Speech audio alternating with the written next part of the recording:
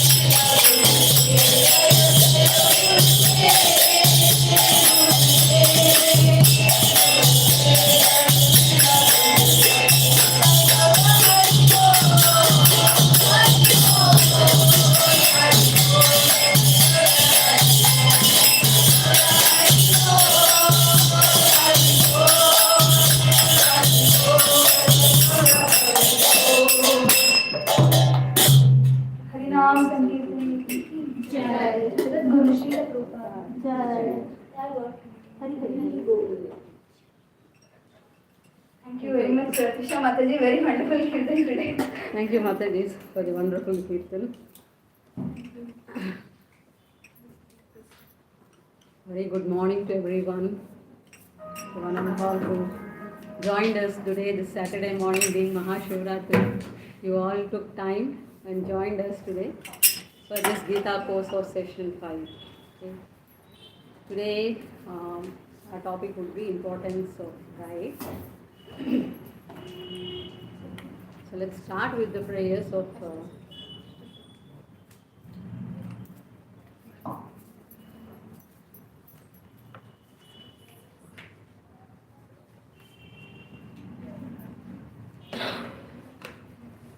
let's start with the prayers of Srila Prabhupada. Namam Vishnu Padaya, Krishna Prasthaya Bhutale, Srimate Bhaktivedanta Swami Niti Namane, Namaste Saraswati Devi, Gauravani Pracharine, Nirvishesha Shunyavadi Paschatya Deshakarani. I offer my respectful obeisances unto this divine grace A.C. Bhaktivedanta Swami Prabhupada, who is very dear to Lord Krishna, having taken shelter at his lotus feet. Our respectful obeisances are unto you, O spiritual, kindly preaching the message of Lord Chaitanya and delivering the Western countries which are filled with impersonalism and voidism.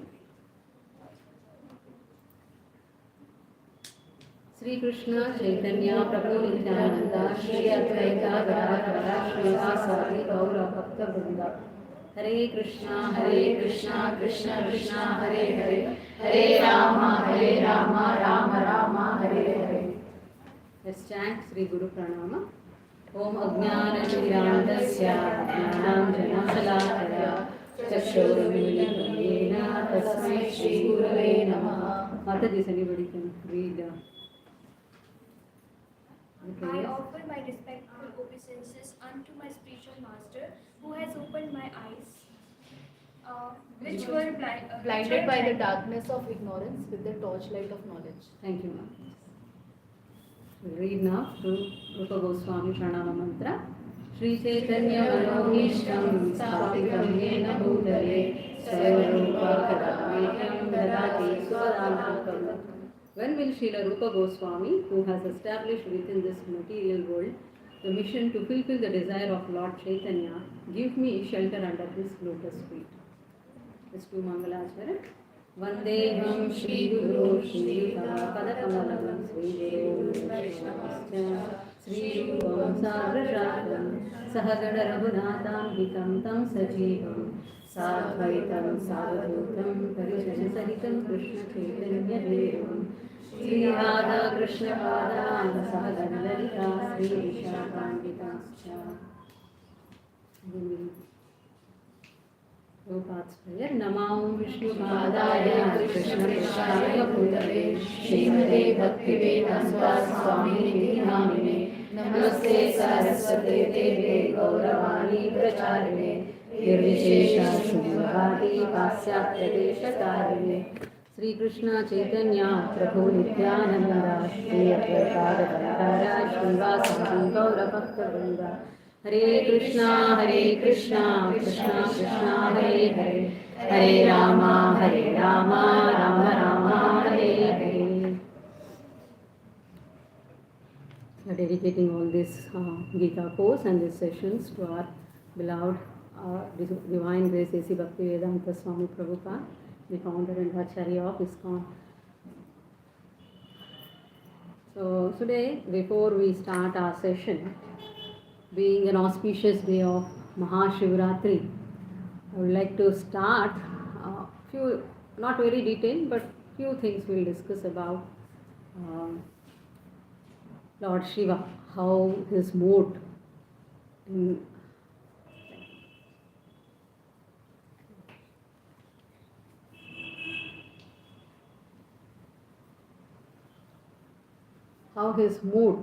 to worship Lord Krishna, we'll see today. So before starting with Mahashivratri, I would like to start with a small story and then we'll discuss about Mahashivratri. So once upon a time there was a hunter, and this hunter used to survive his family by hunting. So all the time he used to go into the forest, do hunting, gather some food for his family and maintain his family. So one time what happens is, that particular day, for some reason he was not at all getting any animal. Although he is aiming, but he is not able to get any animal. So he was tired. So whole day he was actually trying, but he couldn't get even one single animal. So he was worried, how would I feed my family members today? So thinking that, he was worried, and he would not leave also. It is becoming dark, but he could not leave. If he go empty hand to home, what would he feed to his children and wife? So I was waiting there, and it was heavily dark. It became suddenly dark. All clouds were there, and then heavily thunderstorm happened, and heavily it was pouring rain.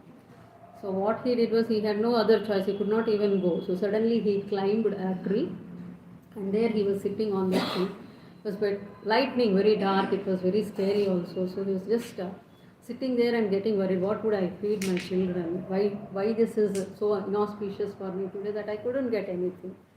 So he's thinking in that, and there's nothing to do there. So he was actually plucking the leaves of that tree and plucking the leaves of that particular branches of the tree and then just throwing it out. And then he was crying also, profusely he was crying that I could not able to do anything for my family. And he was feeling bad and crying. So the night passed and next day it was, he got down and went back to his home. And the days went by him and he passed his life like a hunter.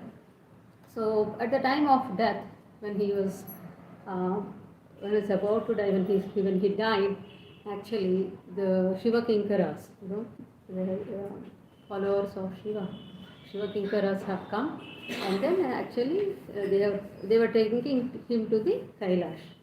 So this person was surprised actually. How come? Like, I'm a hunter, I'm doing all my life simple activities.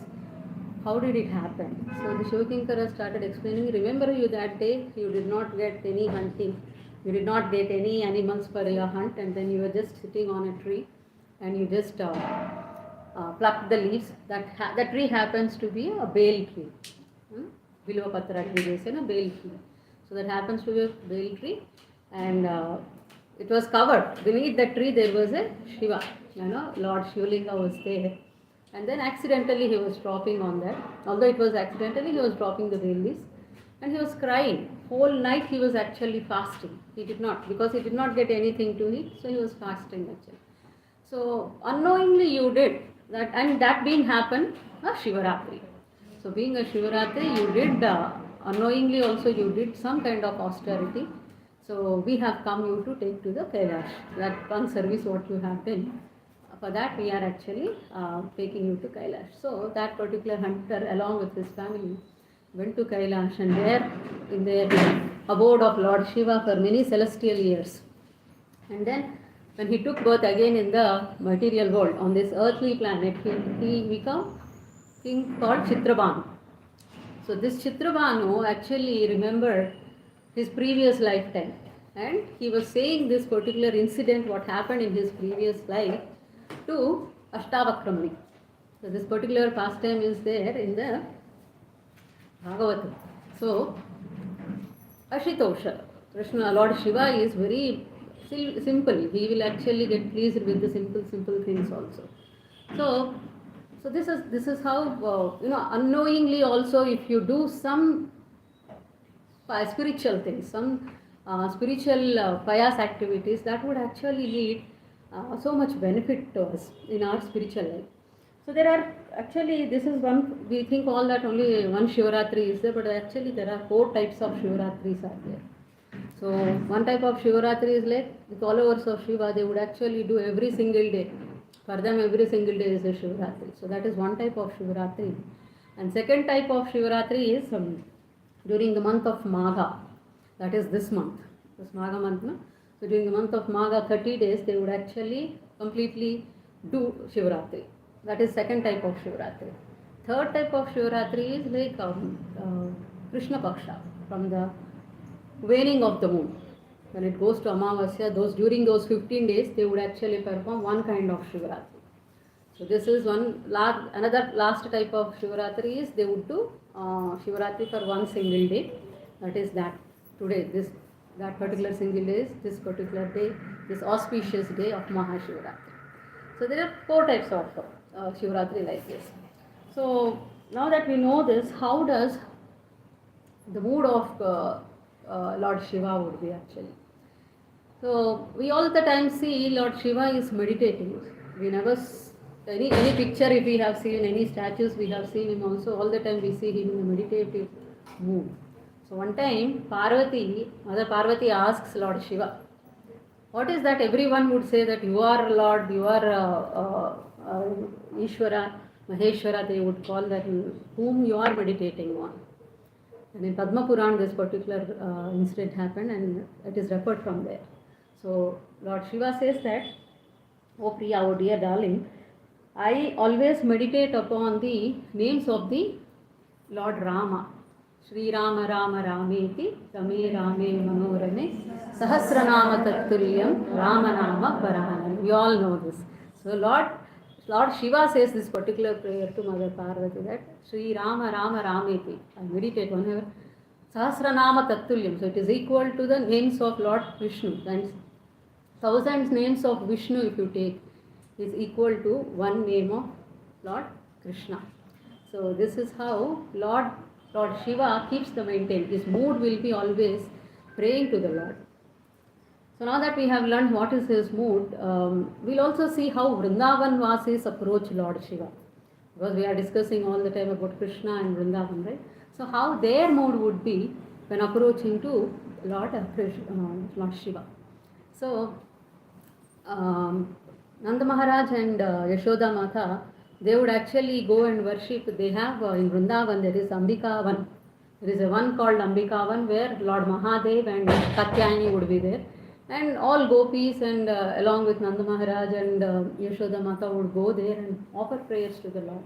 So Nanda Maharaj and Yashoda Mata would always pray to the Lord Shiva that what they would have. They have their own son Krishna and their whole world is Krishna. So they would actually ask, please protect my son. So Lord Shiva would be actually smiling inside that he is the protector of the whole world and you are asking me to protect him. So that is the bhavana, that is the mood of the parents for the child. And the Vrindavan gopis, the young gopis, they would actually ask Katyayani, Mother Parvati and Lord Shiva that please get me attached to Krishna. Please make Krishna as my husband. So that was their deep inside desire. So these pastimes when we hear, we understand what kind of mood the gopis, Brajavasis would carry. They would not approach Lord Shiva with any material desires. They would also always actually hanker for Lord's association, Lord Krishna's bhakti. They just want pure prema bhakti, love for the Lord. So having said that, having started with our session with the auspicious Mahashivaratri pastime, we'll go ahead and continue with today's our session. So we already completed 4 sessions. Today we are on the 5th session, importance of pride. Quick recap of all the 4 sessions. How many of you are new here? See many of them. Good. Okay, so for new people it would be like, a quick things what happened on previously, and for few people they would be, it's like a recollecting. So we started our Gita course with the first session called Secret of Happiness. So there we actually discussed how we are actually looking happiness in this world. Everyone is how they are hankering for the happiness and how they are not finding that happiness in the material, this temporary world, because you are getting trying to get happiness with the temporary things. And we also learned that only spirituality can bring that happiness to the soul, because we are spirit souls. And when we connect ourselves to Krishna, or ourselves advance in the spiritual path, then only our soul will get satisfied, contentment, it will get that bliss. So real happiness we will get in the association of the in the association of the Krishna. So next session we had key to success. So second topic, key to success, where we discussed that every day the war is inevitable. Every single day we are fighting a battle with all the things. We all discussed there that time how we would be actually winning a war. How can we win our war? So in that session we discussed that the success formula is you have to study your mind with the spiritual intelligence. If you have to become successful in the war, in the daily battle what you are having, you need to gain the spiritual knowledge with the study, spiritual intelligence with a study mind, fixed up mind. So after that we discussed about the tips to overcome the suffering, the third session. So what we discussed there was like, we discussed that why do we suffer was because of the 3 things. One is the attachment, and the other thing was comparison, and the third one is uncontrolled senses. So attachment is what? Why do we get suffering from the attachment? We get attached to the temporary things. So in order to dovetail the attachment, you need to attach yourself to the permanent thing, which is Krishna. And we said like comparison, don't compare. Everyone is unique, and what you have to do is when you are doing your work, do with a dutiful mind that you are doing it for Krishna and for serving Krishna. That's how you can come out of the suffering. Third thing is control of senses. How to control? Uncontrolled. Because of uncontrolled senses, we have lot of suffering. So how do we have to do that? We have to dovetail. We have to engage each and every sense in the service of Krishna. Then we would be happy. So after discussing that in the last session, previous session, we discussed about doing of art of work. Now after that, Arjuna starts asking a question. You said so many points. Now I'm get confused like whether I should work or renounce. So many things you said. Should I work or should I stop working? So what we discussed in the last session is like work itself is not bad. There is neither good work or bad work. Whatever good work or bad work you do, that actually causes the distress and happiness, cause of happiness and distress. So work itself is not bad, but the intention matters. What kind of work you do, you have to have the intention. With what intention you are doing that work particularly matters. And we have to follow very important point last time Mataji discussed is that when you are doing work, you need to follow the authority.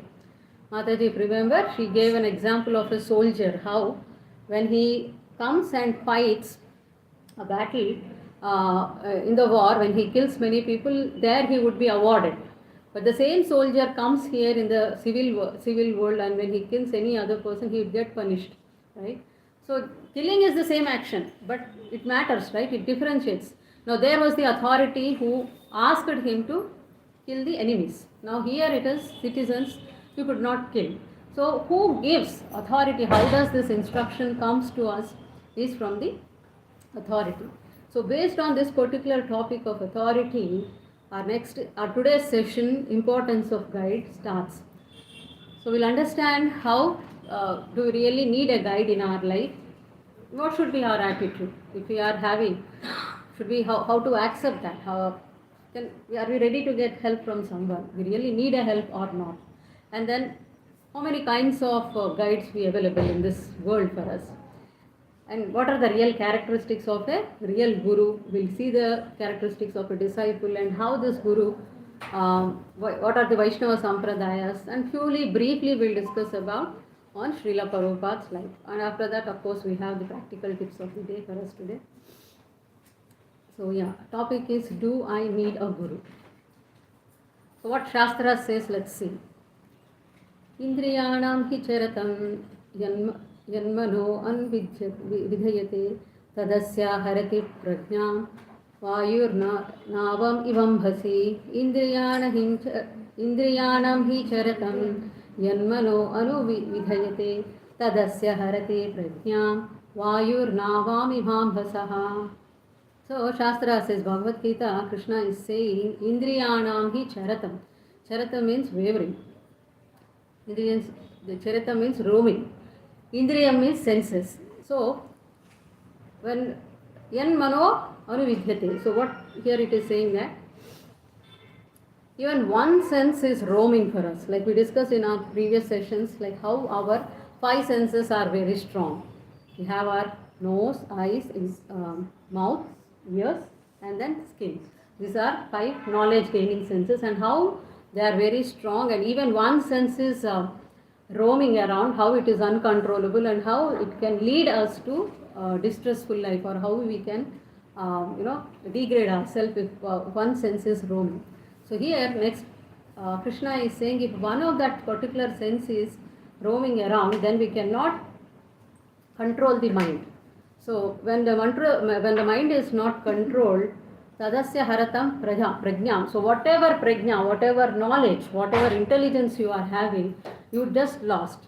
When you are having an uncontrolled sense, one uncontrolled sense along with the mind, and you are trying, you are going around with that mind, so it will be very difficult. So that time whatever knowledge you may have, however intelligent you may be, but that would not help you out. Just giving an analogy, Krishna is giving Vayur Navam Ivam Bhasihi. However, how the strong storm carries away the Nava means ship in the ocean. So when a strong current of air comes in and storm comes, how much ever big ship it could be, it loses its balance. Similarly, however, how much ever knowledge, how much ever prajna, intelligence we have, we cannot use it or utilize it when our particular senses are uncontrolled.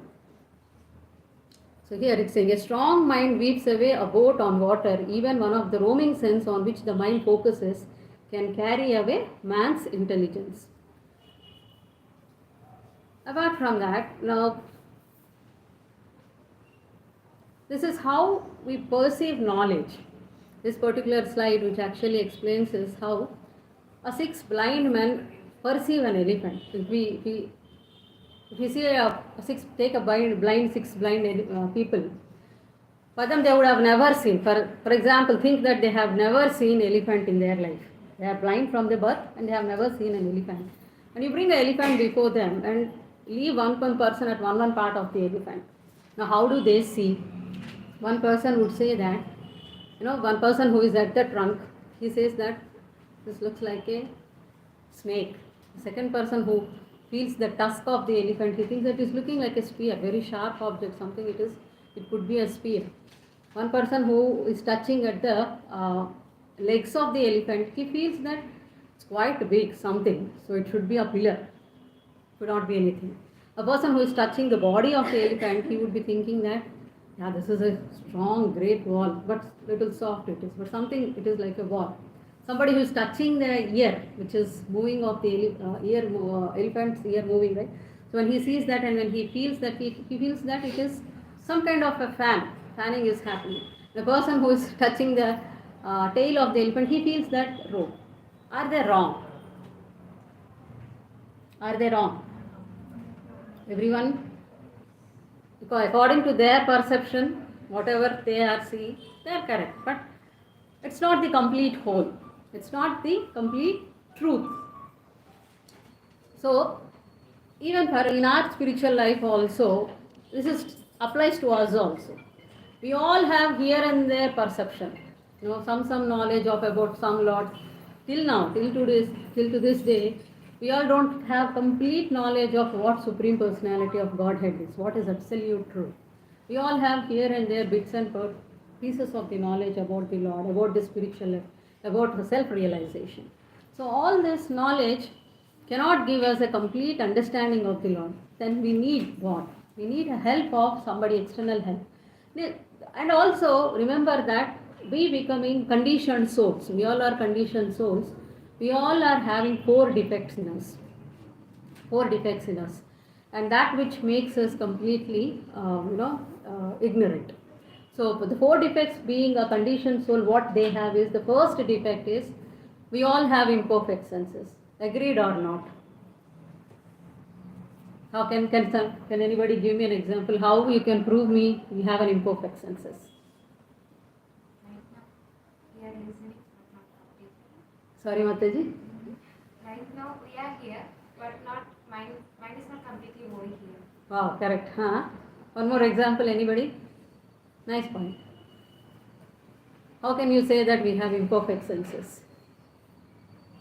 Shastras are saying that the conditioned soul is having imperfect senses. Imperfect senses and the knowledge gaining senses what we are having. Our eyes or ears cannot see or hear beyond certain limit, right? My eyes can see till the wall. Beyond the wall what happening, I don't know. Imperfect senses are that. So for example, something is playing on behind the wall.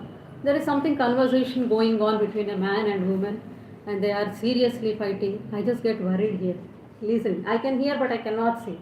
I am hearing that somebody is fighting there. The man and woman are very seriously fighting, and we just get anxiety here. But when I go that side and see, it's actually a TV, a program is playing over there. So what happened here in the whole thing, let's take this particular analogy, how we are, do a mistakes. So first thing is we have imperfect senses. Because of the imperfect senses, we tend to get illusionized. So in this analogy, what happened? I illusioned that Actually behind the wall there is a man and a woman fighting there. So, but that is not the fact. Something else happening there. But because of my imperfect senses, because I cannot see through the wall, I have the eyes which has a limited vision. I could not see beyond that. And because of that, I got illusion, right? So after that, what happened is, I committed a mistake. I thought that seriously somebody is fighting there. But actually, that is not. So we are doing some mistakes. When we have imperfect senses, we get illusionized and we do commit mistakes with that. So when we commit mistakes, what do we say that? After going there, somebody laughs at me. No, see, you thought that it's man and woman fighting. No, actually, this is a program going. So in order to get avoid shame, what I would say, no. I also thought the same thing. I also think there is a program going on. But actually, what you thought? You thought it's a fighting happening. So what did you do then? A cheating propensity. You tried to cover the mistake what you had done, right? Right? Those defects. So this is how.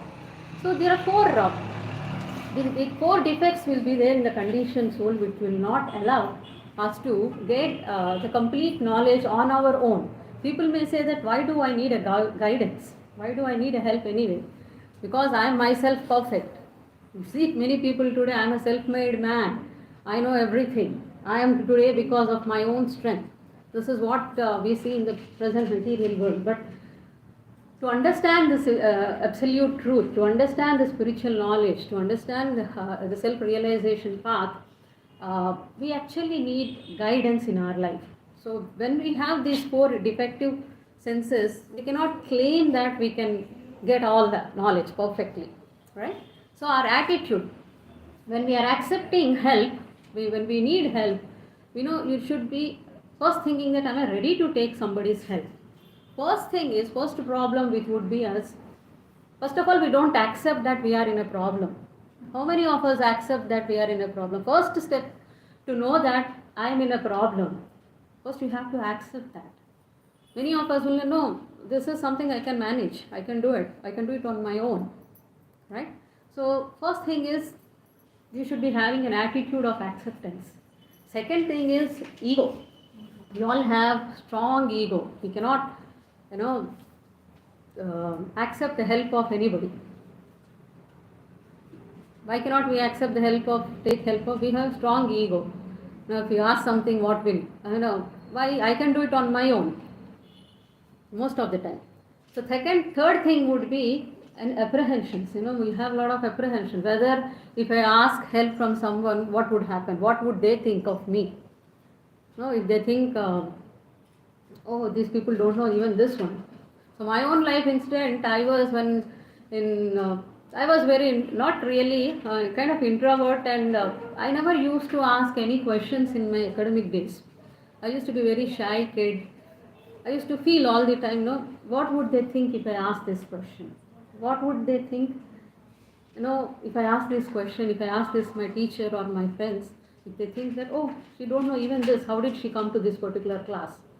So that was whole my, continued till my engineering. So when I was starting before my engineering, then I happened to meet one person, a principal of particular college. So my mother was actually in conversation saying about my characteristics to that particular principal. So this principal started saying, do you think that you know everything in this world? Do you think everyone knows everything in this world? I said, no. Then how do you expect that you think that people will think about you like that? So nobody knows anything here. Only people know here and there. There is no apprehension. You should ask questions whenever you have a doubt, no matter how small it is. So even in our life, when we are having in a trouble, when we are having suffering, we need to shed this apprehension that what would others think if I ask for help. So that is the third point where we lack approach, taking help from others. So fourth one is like attachment. We have a deep attachment. We know that something we are doing is wrong. If I go and ask, they would ask me to stop this. So that's why I won't approach. So this is another thing. Fourth thing usually happens. In case of Mahabharata also, Akrura, when Krishna sends Akrura to Dhritarashtra, saying that Krishna says to Akrura, say to Dhritarashtra that whatever he is doing to Pandavas is very unfair. We have to legally or fairly deal with Pandavas. So Akrura goes and says same thing to the Dhritarashtra. Dhritarashtra, you know what Dhritarashtra replies? I know I am doing unfair with the Pandavas, but I know I am very strongly attached to my children. I cannot leave my children like that. So even you know that you are doing mistake, you have this strong attachment for the temporary things, and then you know that if you ask somebody help, they would ask you to do the way you don't want to do. So that is one reason we would not try to take the help of others. So in the material world also, if you see all this on this slide, like in the material world also, if you want to become success, you want to become successful athlete or successful doctor, even if you want to become a great musician, you all need a guru, a guidance in your life. For material education itself, so-called in the material world, if you want to exemplar or you want to excel in some field, you need a coach, you need a guide. Otherwise you cannot, accepted or not. Very true. From the beginning, it's not that even till 10th class or to your college or to our engineering or whatever it is, we had all the time teachers in our life. And they were guiding. It's not that we purchased our own books, read ourselves and became today what we are because of our own. No. All we are today learned and knowing this because we have gurus. We have teachers in our life who have molded our life in this way. So what to speak of spiritual world, spiritual life? So many people will think that spiritual life is, very casual. Only material things only we need guru. Spiritual thing, we all are gurus for our own self. We don't need guru. So we can read our own things and we feel that. We don't need any guru. But that's quite wrong. Spiritual life, spiritual realization, self-realization, on the path of self-realization, we definitely need a guru.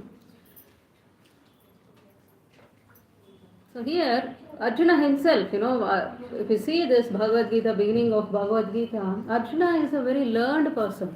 Very, Savyasachi, he is a great warrior. He is very intelligent. How many of you accept that? He can fight with, he is a Maharathi. He can fight with thousands of warriors at once. Maharathi means 1,000 warriors can fight at once with this particular Maharathi. So he is a Maharathi. He has a complete knowledge of all the weapons, how to use. But that particular person really got bewildered. He got really bewildered in the battlefield, in the Kurukshetra. And where was his knowledge went? We saw in the previous classes how he was succumbed with the 4 things: compassion, sinful reactions, no enjoyment, and varnashrama would be spoiled. So all these excuses he was giving, and then he was not able to fight. The only reason that because he was attached to his gurus and friends or relatives or grandfathers, and he is giving this particular reason. Where was his knowledge went on? He was a great warrior, but he is completely confused and he leaves his bow. That's how the first chapter of Bhagavad Gita starts, right? Where he leaves his Gandiva and completely confused, and he says that I cannot fight. Now he says to Krishna, he accepts that he is not able to fight. The first thing he did is he accepted that I am confused. Most of us will not be able to identify what are we are in the state. Whether we need help or not, we don't even realize that. So first step to get a help is to acceptance. So Arjuna accepted that he is confused. He is not able to take a decision at that moment. So what did he do? He actually surrendered to Krishna. So second chapter, 7th shloka actually, where Arjuna would be speaking to Krishna. Karpanya doshopatah swabhava prasthamitvam dharma sammudha chetaha yashreyashan nishchitam bruhe tanme sishyashte aham shadimam tvam prapannam. Can somebody read the purport, Mataji? Now I am confused about my duty and have lost all composure because of miserly weakness. In this condition, I am asking you to tell me for certain what is best for me. Now I am your disciple, and the souls surrendered unto you. Please instruct. Thank you, Mataji. What's your name? Samanvita. Samadvita. Thank you, Samadvita. Samanvita. Samanvita. Thank you. Thanks for reading this. So yeah, so Arjuna was actually saying to Krishna, I am totally surrendered to you, I am helpless.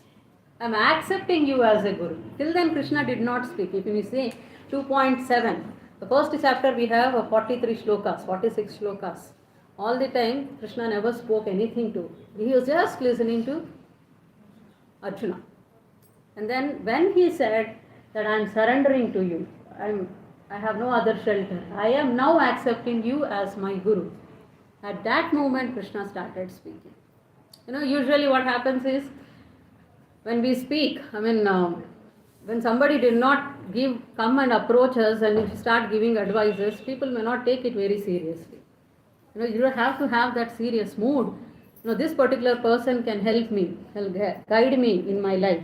That particular surrenderance when you have, then only a guru can speak. So here Arjuna accepted Krishna as his guru and then started approaching Krishna. So here you can see Arjuna allowed Krishna to help, and Krishna himself set such a great example. So when you should have this privilege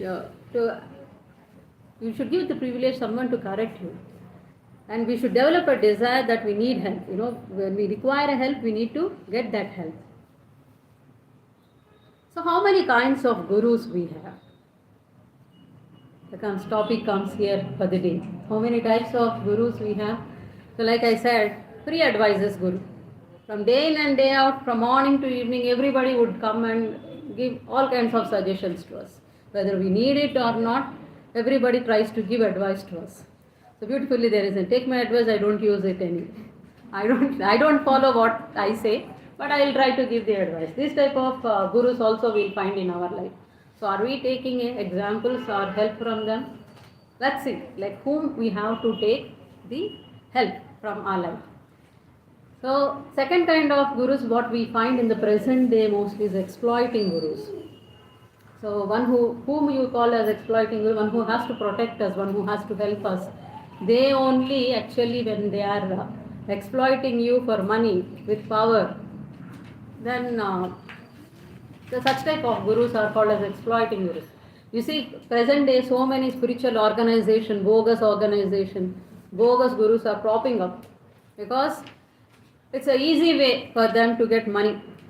Present day no other job which could fetch, no other job can fetch money as much as you claim yourself as a godman or spiritual gurus. So we have to be beware of exploiting with such kind of exploiting gurus. And who is a real guru? That we'll come to know. So characteristics of a real guru. So real guru see one thing, we should be very much intelligent enough. So why we are discussing this topic today is most of us are prone to get attracted by the bogus gurus or what's happening in the present world. Is it their fault or our fault? Why? So strongly you all said why our fault? It is to our intelligence to decide whether we have to follow them or not. Correct. We have to decide. But They may preach, they may say, but it is for our intelligence that we have to decide whether we have to follow them or we shouldn't follow them, depending on what they are preaching and how they are preaching. Yes, very true. So Lord has given intelligence to us, right? We have this 450 grams of brain in us. So we have to use that whenever we are doing such a kind of decisions in our life. So like rightly Mataji said, it's our fault. If somebody is cheating, it's not their fault. It's your greedy approach. You went to them. You have some internal desire. See, one just example, we will tend to go the people who are ready to listen us. Now, if I am having some problem and I go to a particular Mataji, this particular Mataji, if I say, see, my mother-in-law is troubling a lot to me and she always crooked lady, and she'll also join me. Yeah, all these mother-in-laws are like this only. They would always often trouble us. We have to do something. Other Mataji, I go say the same problem. I say to this Mataji, see, my mother-in-law is like this. She always troubles me. Then this Mataji starts saying, try to understand from her perspective. She would have been good. She would have been having some problem. You need to understand that. Who is favorite to me now? This Mataji or this Mataji? This Mataji, obviously. One who is actually, see, this is how, as a woman also, as in general, mostly for males it is very less, but as a woman, we have this tendency, we like to go people who are, there is a slogan in English, right? Birds of same feather flock together. So we try to encourage, we go to the people who entertain us, we like them, they are matching with us, frequency, so they will go there. But somebody who is saying, no, you are doing wrong, it's very wrong, you are criticizing elders, you should understand their problem, we don't like to listen. So similarly with the approaching of the gurus also, we have some hidden motives, like whether if I give a pays easy money, they should not keep any rules and regulations to me. If I go and give 100 rupees or 200 rupees, they have to bless me, and with that blessings, I have to go to, my son has to get good education, or he has to go to a foreign trip. All these material things. So culprits are we ourselves. We don't know. First thing is sometimes ignorance. Sometimes even after knowing also, because of lot of material desires, and we are in a search. Who can fulfill my that material desire? Whom if I approach, my desires will be fulfilled. So mistake is ours. Like Mataji said, we should have intelligence. We have been given intelligence, and we have to create that, cultivate that intelligence. How does that intelligence comes? Through reading scriptures, right? And what Bhagavad Gita or the scripture says about real guru, when you are choosing a guru, what all things you have to look at the guru. So person, a real guru is one who follows the scriptures. Whatever he speaks, whatever he says, it is pakka from the scriptures. He always talks about Krishna and follows the footsteps and instructions of Krishna. Whatever Krishna says. So Guru never claims, one more thing, important point you need to understand, that Guru never claims that I am Guru, I am God. Guru never claims that I am a God. Prabhupada says that whoever says God, straight away reject them, say them they are dog. Okay? Only dogs would say that. What we do with the dog, we shoo off them, right? So in that way, whoever says, whichever Guru says that I am God, come to me, I will save you, protect you, at once you reject them. Because the Guru never claims that he is a God. He always says that I am a servant of Lord. And he treats everyone as a servant of a Lord. And he is just helping them. He never do authority on them, or he does not exploit them. So first point to be noted is, whenever you are listening to someone, you need to first focus that whether this particular person is speaking on the basis of scriptures or not. Whether he is speaking from the scriptures which are given, Bhagavad Gita, Bhagavatam, Vedic literature. Does he speaking from that, or he is putting his own self-manipulations or agendas? So first thing you need to notice that. Second thing is our well-wisher. So our well-wisher in the sense, Suhridam Sarvabhutanam, he is helpful to everyone. He well-wisher in the sense he would be actually try to help everyone, deliver us from this material planks, whatever sufferings we are having. So the real problems, first class we would have discussed this particular point, like all of us are having problems, okay? Somebody would be having financial problems, somebody would be having health problem, various problems. See, my problem cannot be your problem. You may be financially well off, but your health is not good. For you, health is a big problem, but for me, health is there. I have a financial problem. So each one of us having a different problem. Do we call them as a real problems? Are they real problems to us? No, scripture says that in order to qualify the real problems, it should satisfy 3 categories. So what it says is, a real problem, to be called as a real problem, that problem should be common to everyone. That should be common to everyone. Everyone should be having that problem. Second problem, nobody can want it. Nobody wants that problem in their life. And third one, nobody can escape from that. What is that problem we have? Only death. Only death. We have 4 problems. First problem is birth. Death. Birth is not easy. We think that while coming out from the mother's womb, the baby cries, suffers a lot. Even mother suffers a lot while delivering the baby. Baby also cries. All thing is that we just forget that, but we don't have that remembrance. Only thing we remember and we see is the death, but birth is also painful. Death, like Mataji rightly said. Third one is old age and disease. These are the 4 real problems. This is the real problems where everyone has having. Anybody can deny that nobody has this problem? All of us have. We have other financial problem, health problem, the limited category of people. But those are not real problems. Those are materially related problems. So scripture says that it should qualify these 3 qualities. So these 4 problems are the real problems. So our well-wisher is the one who helps us for the real problems. Our well-wisher is one who helps us delivering from these 4: birth, disease, death, old age. So one who delivers us from these problems. So whether this particular person with whom you are approaching is speaking, is he capable enough of delivering us from these problems? That you need to identify, notice that. And sense control.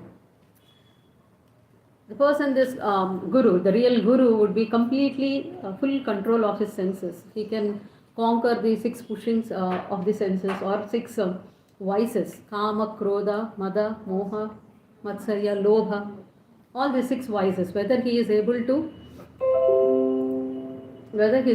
conquer that or not. Self-control, whether this particular person is self-controlled or not, you need to look that particular point. And he is compassionate. He is compassionate to all suffering souls. Not for only human beings, he is compassionate to every single living entity on this earth. So when he is compassionate, he is with more compassionate, he is distributing the knowledge of the scriptures. He is distributing the knowledge of Vedas to all. So you need to look that. Well, when we are taking a guru, you need to look all these points. Why we are discussing is we are trying to develop this particular knowledge of real guru in our lives. When we are approaching, when we are serious enough to take guru in our life, we need to know all these points. We need to validate on these points and fix up. So compassionate and not exploiting. So a guru should not be exploiting you for money. You bring cash, I'll give you ash. No, that kind of gurus we don't need. No? That's you see many people. Somebody who is exploiting on the basis of money, on the basis of power. Straight away reject that. So a real guru's main motive would be how I would serve Krishna. How would I serve the part and parcels of all these souls of Krishna? I am a servant of all this. And how can I help all this? So that would be the real motive of a real guru. He does not exploit. And selfless. He is completely selfless. He doesn't have any hidden agendas. Like I mentioned, his only motive would be helping the souls in general. Good character. So he lives an exemplary life. Exemplary life. Acharya means one who acharati iti acharya. What he says, what he speaks, he walks on that. He lives the life of that one. Exemplary life. What he says, what the instructions he gives, he follows them. He leaves that instructions. So that kind of a character, good character, whether he is a good character or not, you have to verify. And the last, very important, whether he is coming from a bona fide sampradaya or not. Later discuss about this bona fide sampradaya. We have a few more elaborative slides on the bona fide sampradaya. But right now we have discussed, so when we are choosing a guru, you need to validate on all this. Okay, all these questions, all these points. And then, what are few more characteristics are also mentioned how a guru would be. Vidya Vinaya Sampanne Brahmane Gavihastine Suni Cheva Swapakecha Pandita Samadharshanaha. The humble sage, by the virtue of true knowledge, sees with equal vision a learned and a gentle Brahmana, a cow and an elephant, a dog and a dog eater. Vidya Vinaya Sampanne. So a person who is a learned person, Vinaya Sampanne, one who is full of knowledge, he sees what? Brahmana. One who is a Brahmana, he sees same. Gavi. Gavi also means cow. Gavi means cow. Hastina means elephant. Suni means dog. Shaiva Swapakecha. So dog eater. Suni means dog. Suni Chaiva Swapakecha means a dog eater. Panditaha Samadarshana, a learned wise person who would be seeing everyone on the equal platform. Why? Because he is seeing Paramatma in everyone's heart. He doesn't make a differentiate between, oh, this person is a rich person, this is a young person, or this is a powerful person, I have to give special blessings to him. These are poor people, or this is a dog, or this is dog eater, chandalas. We should not. I mean, I should not bring close to them. This kind of differentiation a guru would not be having. A real guru would be compassionate to each and every soul on the earth. So this is one of the important quality you can see in a guru. And how compassionate, we were discussing about the compassion of a guru, right? So we'll say a short story about. There was this hunter, again today all we are discussing a lot of hunter stories. So this hunter called Mrugari will be there. So this Mrugari was, very kind of say cruel hunter. Usually hunting when we do, we shot arrow and we kill the animals at once. But the speciality of this Mrugari is, he would kill the animals half. He would not kill the animal completely. He would kill the animal half, and when it is suffering, he will get a great pleasure, enjoyment in it. He feels very happy. Half killing, and when the animal is suffering before his eyes, he feels very, very, very happy. So one time when Narada Muni happens to pass through that particular forest where Mrugari is hunting, he sees all the animals are half dead and suffering like anything. And there this cruel hunter is actually enjoying, feeling very happy. And this Narada Muni feels very compassionate, very, his heart sinks seeing this particular scenario. He goes to Mrugari and asks, why are you doing this? Why are you doing this? Means I have to, Mrugari replies that I have to maintain my family. But that's okay, you have to maintain your family, that's your hunting. I understand that, but why you are killing half? You have to kill the animals completely, right? But then Mrugari says that this is how I have been taught by my parents. This is how I have been taught by my father. And I derive a great pleasure when killing these animals in half dead state. So Mrugari says that for what you are doing, you just said that you are using this, you are doing this hunting to maintain your family. So go and ask your family members, will they share? Do you know that when you are killing half animals like this, how much bad karma? Last class we discussed, right? How much sin you are incurring, bad karma you are incurring. You will incur a lot of sin. But whom you are doing this, are they going to share this particular karma, papa, sin in your activities? Go and check with them. So Mrugari goes to his wife and says that I am doing so much killing, right? What if Papa is coming, so and so sage have come and then said that Papa would come. So will you be sharing this Papa? Whatever Papa I have getting, will you share this Papa? So wife says that why would I share your Papa? You just married me, giving a promise that you will facilitate things to me. I am here to enjoy those facilities.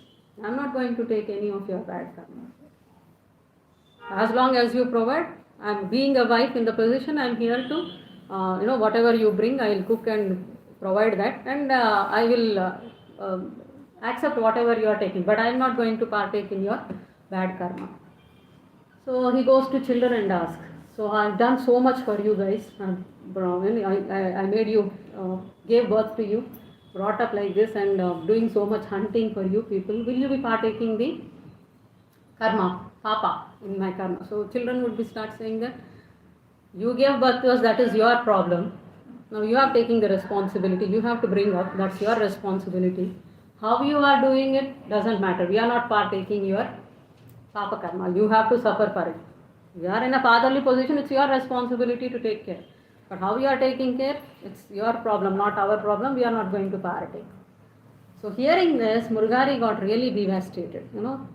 What for people like these people, I am struggling a lot all the time, hunting for them and doing. Why if I am going to incur so much sin and nobody is there, I am going to suffer this. So he, with a heavy heart, he goes to Narada Muni and says that, no, sorry, nobody is ready to take. What should I do? I am completely, vairagya. Sometimes we also get negative scenarios in our life, we will get temporary vairagya. So similarly, Mrugari also got a vairagya and then approached Narada Muni. So the Narada Muni said that, okay, I will help you out. Okay, do chant the name of Lord Rama. Sit here, chant the name of Lord Rama.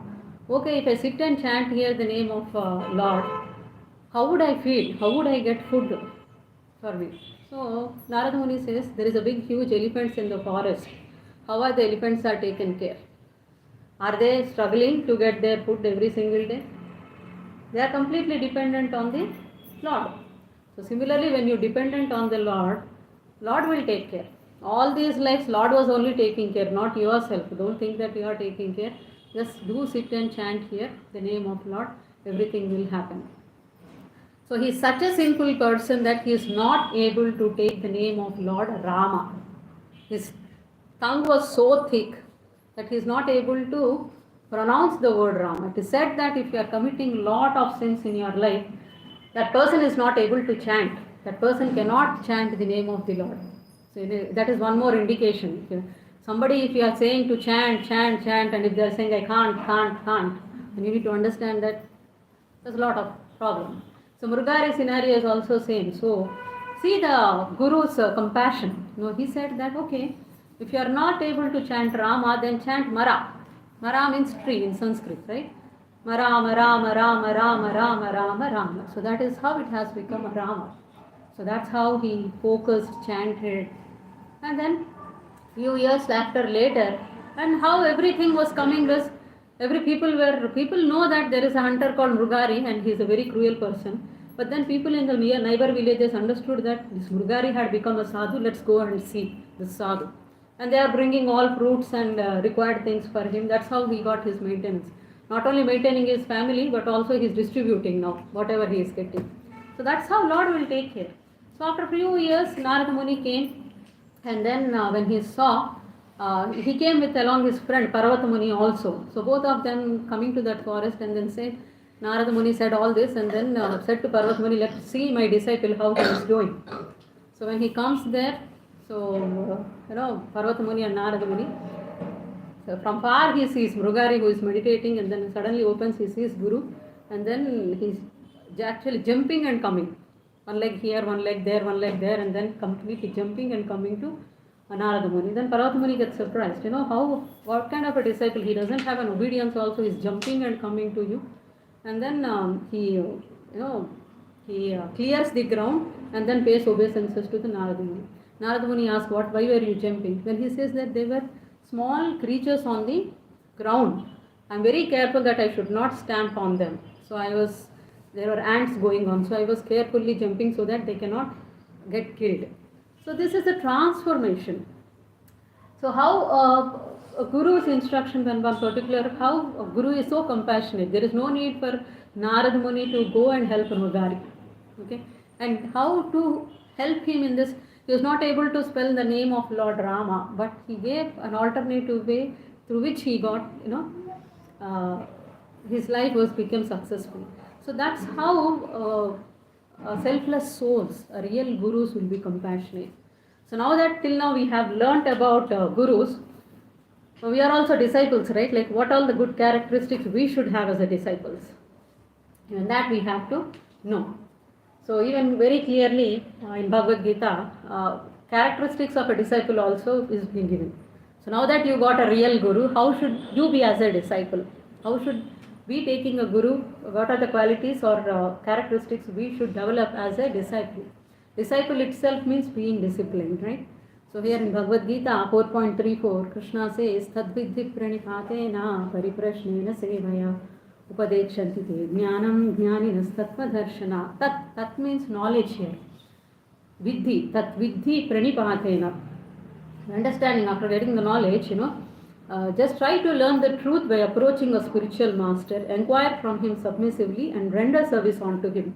The self-realized soul can impart knowledge onto you because they have seen the truth.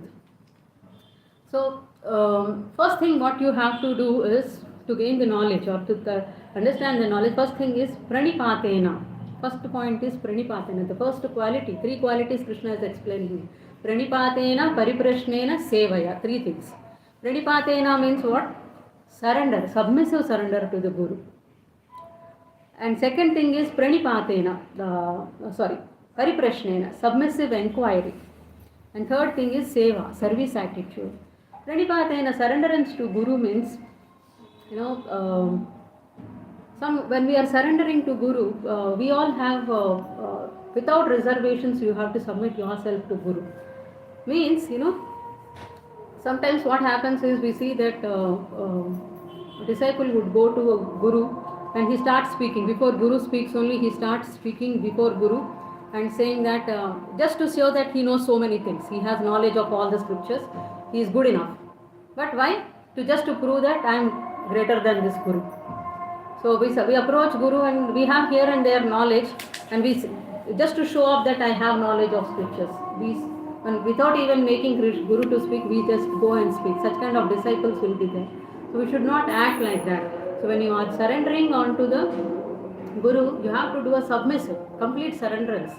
You should have an attitude that I know nothing and I am here to learn from my Guru. See, you have a tumbler with full of milk, okay, completely full of milk. If you pour on top of that some more milk, what happens? Overflows, right?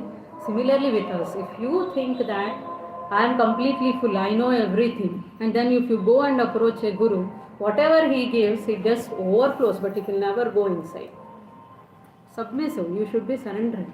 So when you are approaching Guru, you should be like a, you should not be like a mountain, you should be like a valley.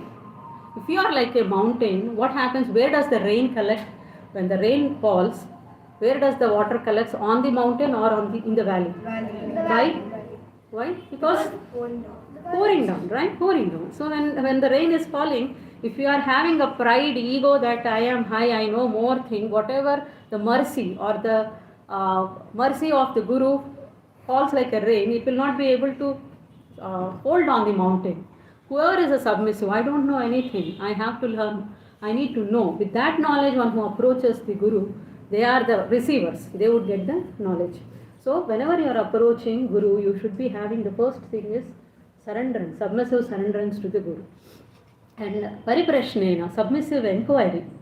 Most of us would be going challenging attitude. I know this, let's try whether this person knows this or not. So you ask these kind of questions also. Challenging attitude. Let me test that. I know this, but this person knows or not. So with that attitude, if you go, you'll never learn anything. So one more thing. Sometimes people would be asking irrelevant questions. When you are going to approve, when you are going to a Guru, like I discussed, the real problems, right? Your questions should be in accordance to that. How to come out of this 4 problems. So Lord Chaitanya, Sanatana Goswami, one of our Shata Goswami, 6 Goswamis we have in this parampara. So one of the Goswamis, Sanatana Goswami, when he approaches Lord Chaitanya Mahaprabhu, he asks such kind of questions. He says that, what is this world? Why am I suffering? How can I come out of it? So these kind of questions are meaningful when you are approaching a Guru. You need to look for a permanent solution, not that when my kid will get engineering seat or when my daughter will get married. These all are material things. When will my son go to America? When he will be settled?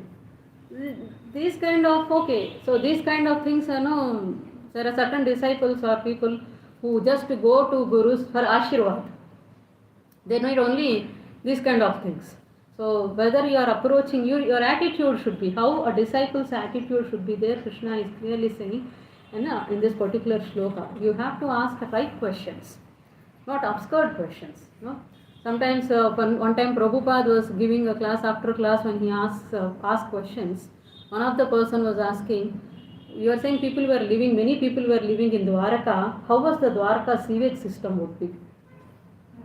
How would that sewage system would be helping him? So Prabhupada clearly mentioned an obscure question, not needed. This will not help you in any way. So these kind of stupid things, we think that we are very intelligent. So when we have this prideness, that's what the first thing, when you have completely full of your mind with all these conceptions, you will not able to receive the mercy of the Lord. So mercy of the Guru. That is the second. Submissive, proper questions you have to ask. Third thing is service attitude. Service attitude voluntarily. You have to serve the Guru. You have to do menial service. Very, very menial service. When Krishna was doing his Gurukula, when he is taking education with his Muni, Sandeepa Muni, along with Sudama, he went to, thank you Mataji. So Sandeepa Muni, and Sandeepa Muni was his Guru. So Sudama and Krishna were used to go to forest and collect the firewood. That's a minimal things. So you have to serve the Guru and what happens when Guru gets pleased?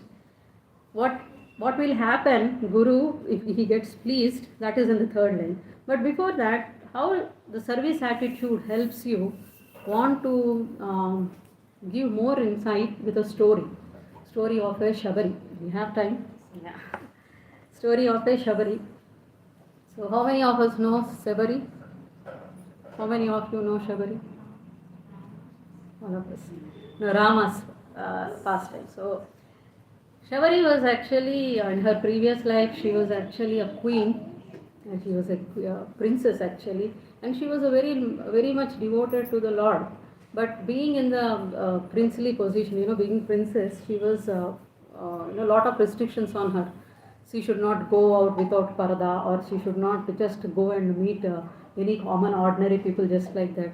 If she has to go anywhere, so much of security used to be there. She used to get very vexed up with that. What kind of life is this, where I'm not able to do devotion service to the Lord. Even some, devotee comes or a guru comes, she cannot freely walk in and take service of him, give service to him. So it was so pathetic situation, and then she was very much upset with that. So one time when Kumbh Mela goes on, and she takes a dip in the Ganges, and there she prays to the Lord. Next life I don't want this kind of life. Please make me born in a simple family where I could do my devotion. And then she passes her life. So next life she takes birth as a Shabara. Shabara is a tribal community. Shabari is not her name. She has a different name. Shabara is a community or a tribal community. That's how she got the name as Shabari. But she was born in the tribal community as a, head of that particular tribe's daughter. And when she was 12 years or 13 years, her father was ready to get her married. So she was very happy, and she's getting married. She don't know anything. She's happy that, okay, I'm getting married. And then she saw whole her yard. She's very nice girl from the beginning. She had little devotion to the Lord. She's very compassionate. She's very tender-hearted girl. So that day she saw so many animals were tied in her yard, in her backyard. So she asked her mother, why did all these animals are tied in the backyard? So her mother said, tomorrow is your marriage. No, after your marriage, we'll cut all these animals and we'll feast with everyone. So she really got scared, and she really got crying. For my marriage, so many animals would have to lose their life. If that is the case, I don't want to get married. So what she did, that night itself, she eloped from the home. She set free all the animals. She made them, all of them, run away. And it is said that all those animals have blessed her. And she eloped from her home. She don't want to be there. If I'm there, they'll get again married and they will do all these things again, nonsense. I don't want to get married. Neither I don't want to cut this animal. So she went deep inside the forest. She roamed around and tired. So the deep forest, there she saw a hermitage of Matanga Muni. There the Matanga Muni actually, she's a small girl, 12 years, 13 years girl. She was seeing, and all were brahmacharis, boys were there. So she could not go. So she was hiding whole day behind a tree and seeing what they are doing. So they all were doing menial services. They were doing service, cleaning up the hermitage, bringing water and bringing firewood and arranging everything for their guru. She saw all this, and then she said, she decided, I should be here only. I should not go anywhere. So all of them, when they went, she used to wake up early in the morning. Before both disciples wake up, she used to wake up very much early in the morning and do all those services. She used to clean the entire hermitage, put rangoli, put all water, flowers, everything, and used to hide. For many days, people did not know who were doing that. So Matanga Muni said that the disciples went and said to Matanga Muni, the guru, that somebody is doing, they are not allowing us to do our service, they are interfering us, and somebody is doing this service. So Matanga Muni said, no, we have to find out who is doing service. We should not take service just like that. If you are taking service from somebody, you are actually giving two things. If you are doing service to somebody, you are actually doing two things, giving two things to them whom you are serving. One is attachment, the other one is love. Right? Somebody is serving us. For example, if somebody is serving, daily, every day somebody is bringing me and keeping water for me. and I'm used to it. I know somebody is doing, I'm very happy. 11th day or 12th day or after 1 month, that person is not coming and that particular service is not there. Do I miss him or not? Definitely. What we are doing there? I am attached to that person, and I am in love with also. Attachment brings in love, right? So Matanga Muni says that we should not take service like that. Find out who is that. So someday, the next day, somehow these disciples catch hold of her and bring her to Matanga Muni. So Matanga Muni says, oh dear, what's your problem? How come you seems to be very young? She's only 12, 13 years old. So what you are doing here? So she explains all her pastime, all her, not really pastime, all her previous life, and all. She says how she ran from her family, and she says that, no, you go to your home. Matanga Muni says, no, we will send some of my disciples, they will not do that. You go back to your home. She says that, no, I'm vexed off with that, I don't want to go. I'm very happy here. I will be here only in your hermitage and do service. So Matanga Muni also says, okay, he accepts her as also as a disciple.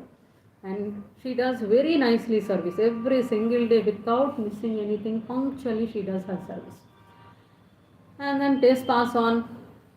Matanga Muni became old. It's his time to leave from this earthly planet. So he calls Shabari and says that, see the service. I mean, the point here, what I wanted to say was like, he calls Shabari and he says that I am leaving this earthly planet now. It's my time. So she cries profusely because she was deeply attached to Guru. Because now she is worried, like, who will be taking care of, who will be giving me the instructions, how would I follow? So the spiritual master, her Guru, Matanga Muni says that, after I am leaving this hermitage, you take care of this hermitage, wait here, Lord Rama will come here. So till then you wait here. So Matanga Muni actually says, we all would actually pray for Lord and we try to go to Lord.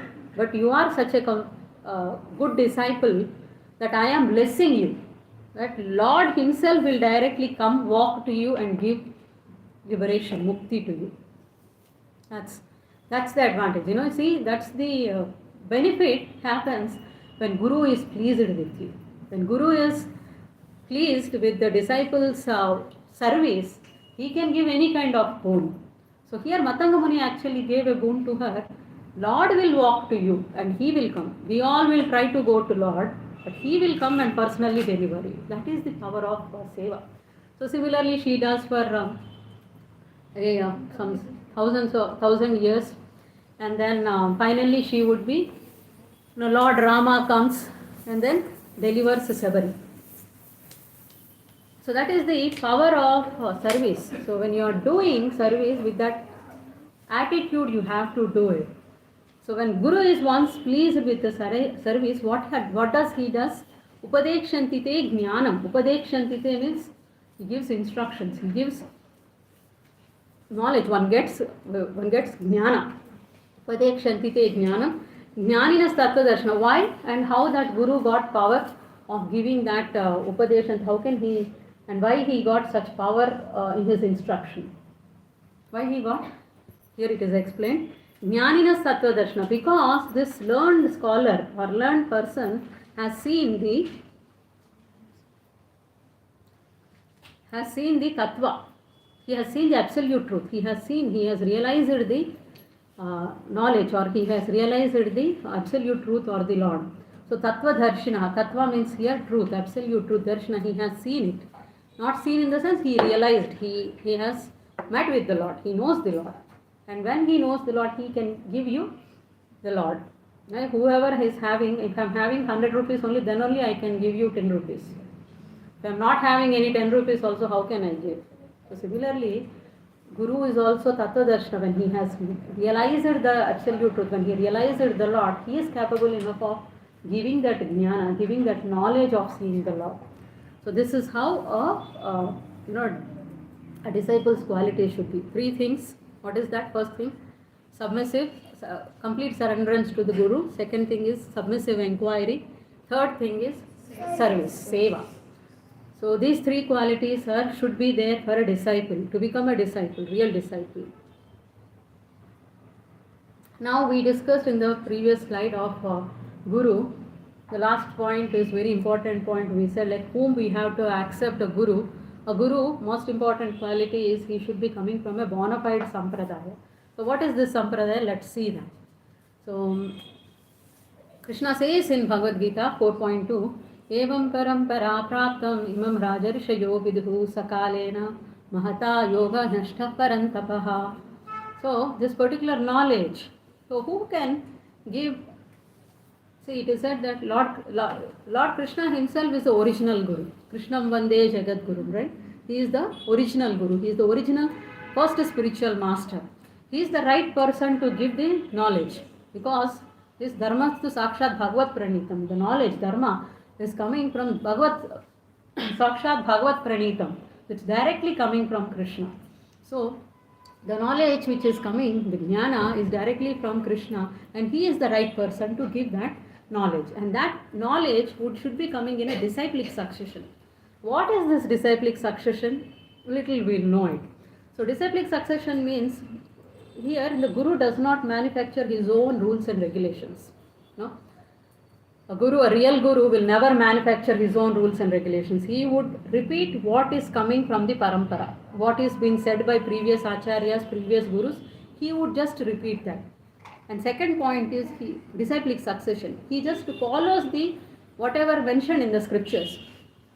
Anything he speaks, everything he speaks, he accepts the knowledge from the four paramparas and he speaks on that knowledge only. He does not speak, manifest or create on his own.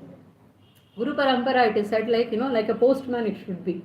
What does a postman does? If you have any money order, whoever posts that money, he just passes it on to the receiver, the person who has to supposed to take. He does not take money out of it or he does not add money out of it. So, a disciplic succession, Guru works like a postman. So, he would not add or he would cut short. No, this is 4 regulative principles or too heavy for the current generation, I would do. So he will not compromise with the basics or this what exactly scriptures are saying. Here and there he will just for the circumstances, situations based upon the people and all, he would little tweak the instructions, but he will not modify the original instructions. So that we have to understand. So he follows the scriptures as it is. How should we accept parampara? Before accepting parampara, so Krishna said that there are 4 sampradayas.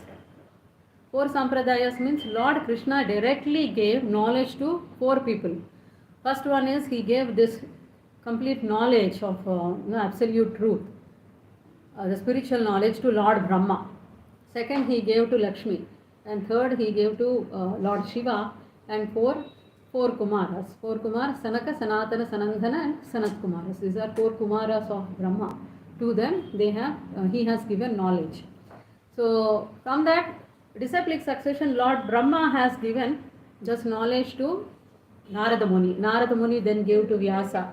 Vyasadeva again gave it to Madhvacharya. That way it is a disciplic succession. A guru imparting knowledge to the disciple. The disciple again becomes a guru and then he gives the same knowledge to another disciple.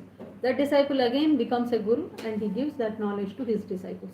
This is a chain, completely chain. So Krishna is saying here that Evam parampara praptam imam rajarishayo vidu sakalena mahata yoga nashta parantapa. Whenever this disciplic succession is broken, I would come and re-establish. So the supreme science was thus received through the chain of disciplic succession and the saintly king understood it that way. But in course of time the succession was broken and therefore the science as it is appears to be lost. So she says that this knowledge I have actually given to 4 people. So these are the real people and what happens, what benefits you have, there is no, like we discussed, there is no mental speculations will be there. There is no mental speculations, there is no dry arguments. Whenever we are, in the disciplic succession, when you are following a disciplic succession, you would know, blindly you will not follow. You would have to submissively inquire. If you have a doubts, submissively you will ask question and answer. So logically Guru would clear your doubts. It's not blind following. Whenever you have that questions or something which is bothering, that Guru would be actually dispelling the doubts within you through scriptures, quoting from scriptures through logical understanding, making you understand. So this is how disciplic succession will be there.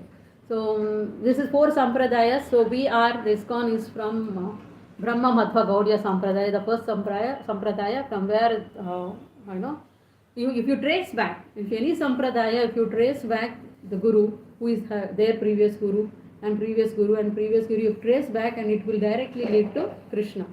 So these 4 sampradayas are one, which where Lord Krishna is directly connected. So ours, like I told, Brahma Madhva Gaudiya Sampradaya, the Ramanujacharya Sampradaya will be there. That is called a Sri Sampradaya. The Sri Sampradaya we see in Tirupati, in Tamil Nadu, most of the Acharyas or the Brahmins are all Sri Sampradaya. They follow the Sri Sampradaya. For them, Lakshmi is their primeval guru or the head of that parampara. Then this is Vishnu Swami, Vishnu Swami Nimbarka Acharya. So Vishnu Swami is from Lord Shiva. This is called as Rudra Sampradaya, where Lord Krishna has given knowledge to Lord Shiva directly. And from him, the disciplic succession follows. And there is this knowledge again given to 4 Kumaras. Like I told you, these are the Brahma's 4 Kumaras children. They are called Sanaka, Sanatana, Sanandana and Sanat Kumaras. So for them, Lord has imparted, and their disciplic succession comes with Nimbarka Acharya. So if you go, somebody can, this particular, you need to know that the Sampradayas information is given in Garga Samhita. Garga Samhita, canto number 10, 21st chapter, 23, 24, 25, 26 shloka speaks about these Sampradayas. And again, in Padma Puran, how the Padma Puran also speaks about these Sampradayas. So can somebody read this translation quickly? All mantras which have been given to disciples not in an authorized sampradaya are fruitless. Therefore, in Kali Yuga, there will be 4 bona fide sampradayas. Each of them were inaugurated by Sri Devi and known as the Sri Sampradaya. Lord Brahma and known as the Brahma Sampradaya, Lord Rudra and known as the Rudra Sampradaya, and the 4 Kumaras and known as the Sanakadi Sampradaya. Sri Devi made Ramanujacharya the head of that lineage. So too Lord Brahma appointed Madhvacharya, Lord Rudra appointed Vishnu Swami. Swami, and the 4 Kumaras chose Nimbaditya and Equith for Sri Nimbarka Acharya. So these are the Padma Puran also speaks about these Sampradayas. So you need to know that if you are not accepting the Sampradayas and receiving the knowledge, then you cannot attain perfection. I don't follow the Sampradaya. I'll pick up any mantra and I'll do it on my own. Maybe getting some kind of benefit, but will not be advanced in the spiritual life. You'll not be able to progress. You cannot just take mantra from one sampradaya. I will not follow anything. I will do it on my own. That doesn't work. Simple to understand. If you want to become a doctor, you go to market and get books related to doctor medicine. You just study it on your own and claim that you are a doctor. Anybody would like to come to you? Nobody. Right? If you want to become a doctor, you have to properly do it. Properly, you have to go to a university. You have to study there. And you have to work under a doctor. Then only you would be a qualified, bona fide doctor. Right? So here the universities are nothing but our sampradaya. And the acharyas coming there, under them you have to work. Like the doctor, senior doctor, you are working. Then you get experience, you learn from them. And then you make in general medicine. Right? Similarly, here also, sampradayas are like universities. And all the acharyas are our senior gurus. So under them we have to work, we have to understand this knowledge of spirituality and progress.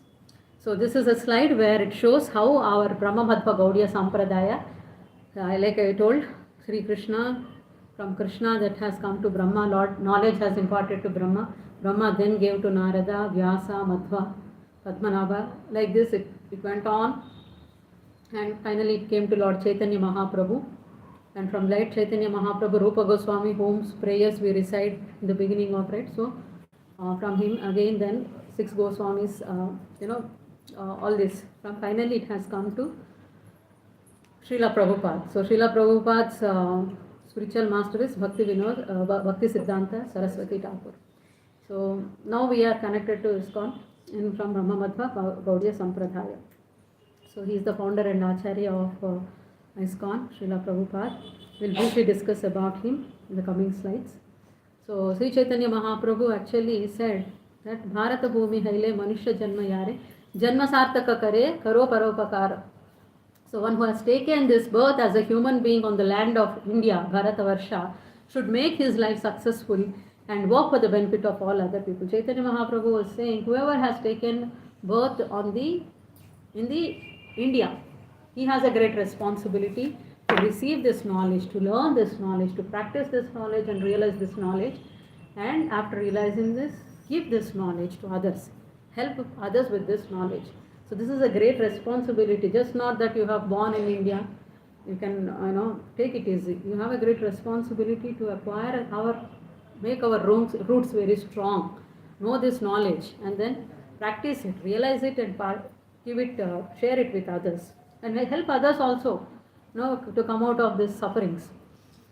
And Chaitanya Mahaprabhu also predicted, saying that Prithvi cha ashayata nagaradi grama sarvatra prachara hoibe morana.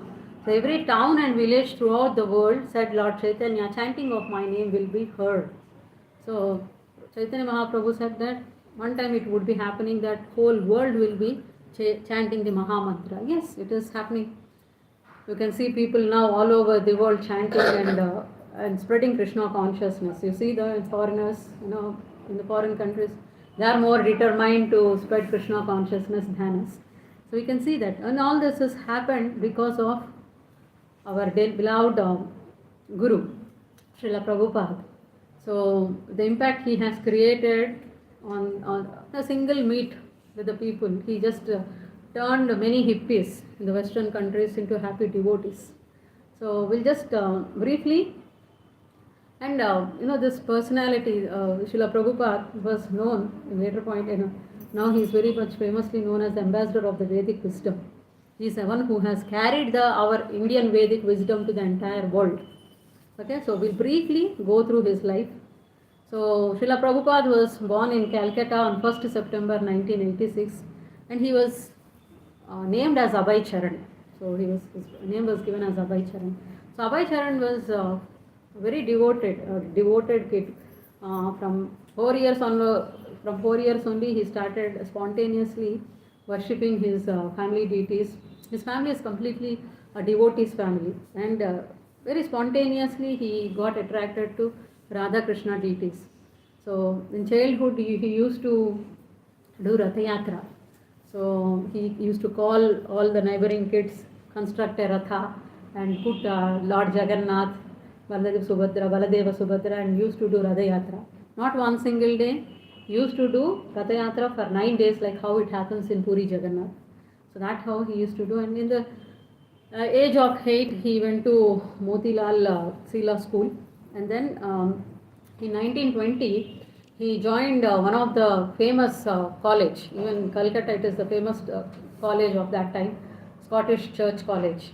So he joined there for his graduation, but he did not take graduation, he rejected the graduation honor because he was very much influenced by the non-cooperation movement of Gandhiji at that time. So he was supporter of Gandhi at that time and he rejected the degree from that Scottish Church College. And 1920 he boycotted everything what British has given. So Abhay Charan became earlier supporter of Gandhi during that time. 1922 he was a turning point in his life, you can actually say. He met his spiritual master for the first time. Who is his spiritual master? Bhakti Siddhanta Saraswati Thakur. So Bhakti Siddhanta Saraswati Thakur, he was not very eager to meet because he had some apprehensive, he has some experiences from his childhood because he has seen all kind of bogus sadhus. So Prabhupada was not really keen to go to this particular sadhu. So his friend actually was asking him, come, there is a sadhu who is a very learned person. Bhakti Siddhanta Saraswati Thakur is a very learned very nice educated. He's a philosopher and he's a Sanskrit teacher. He is a good astrologer. He's having very well versed with his knowledge. So his friend was actually asking him, no, there is one sadhu who is very learned one, please come and approach. But apprehensively he went, and he is not very much eager or liking to go to. But in the first meet, when he saw Bhakti Siddhanta Saraswati Thakur, because all this was because he was in his childhood he exposed to some bogus masters. So he is not really very interested. So when he went and saw Bhakti Siddhanta Saraswati Thakur's way of speaking, giving the philosophy and all, he was very much captivated. And he was attracted to Bhakti Siddhanta Saraswati Thakur.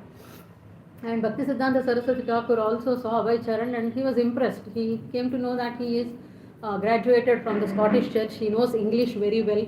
And then he just said, why don't you know English, why don't you go and preach in the Western countries? Because Bhakti Siddhanta Saraswati Thakur could foresee that in future ages people will be following the Western countries more.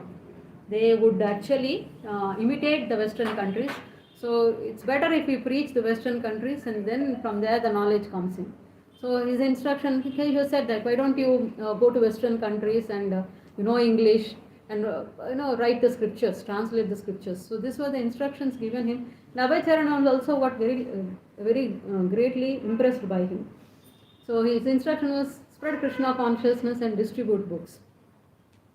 So later, Abhay Charan was a family person during that time. So he moved to Prayagraj and Nandhabad, where he started he was having a successful pharmacy business.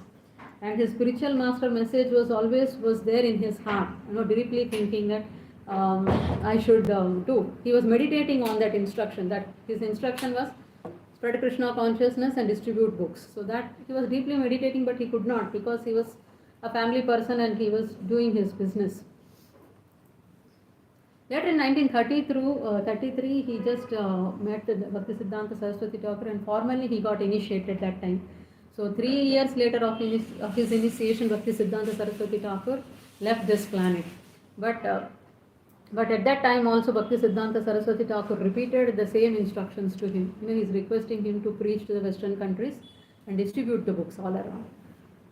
So it was that he was meditating completely, and after he retired from his family life, he just went to Vrindavan there, and he started writing this magazine called Back to Godhead, a small magazine where spiritual references, spiritual knowledge would be given in English.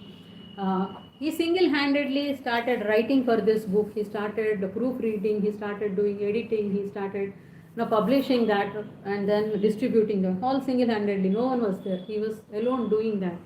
He was from Mathura to Delhi. He used to go and do all these things, distribute books on his. At the age of he was around 60 at that time. So who can we think of that at that age doing such great service?